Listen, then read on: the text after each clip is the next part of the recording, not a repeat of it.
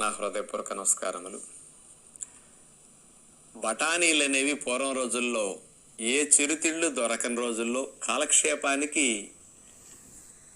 బఠానీలు వేపిన వాటిని తినేవారు.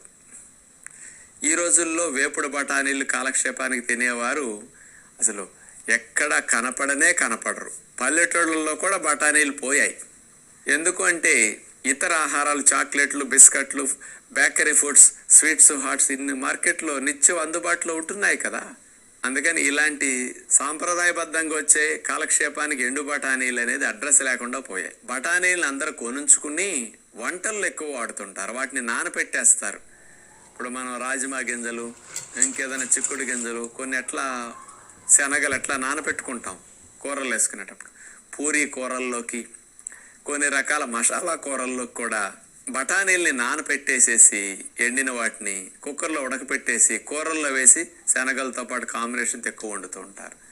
ఈ బఠానీల్ని మనం వేపుకిని కాలక్షేపానికి తిన్నా, కూరల్లో వండుకు తిన్నా లోపలికి వెళ్ళిన తర్వాత ఆ రోజులో కాస్త అపాన వాయువులు ఎక్కువ మొత్తంలో విడుదలవటం అనేది సహజంగా అందరం గమనిస్తూ ఉంటాం. బఠానీలు తింటున్నామంటే బాంబులు వస్తాయని అందరూ అంటూ ఉంటారు.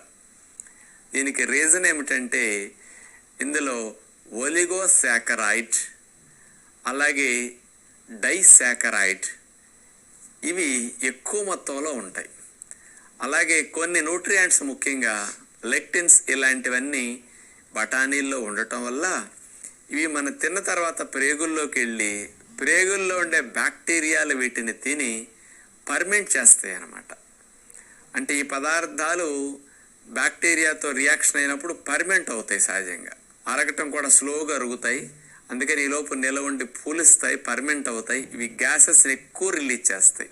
ఈ రిలీజ్ చేసిన గ్యాస్ కాస్త హెల్దీగా ఉన్న వారికి దుర్వాసన రాకుండా బయటకు వస్తుంది, గ్యాస్గా వచ్చేస్తుంది.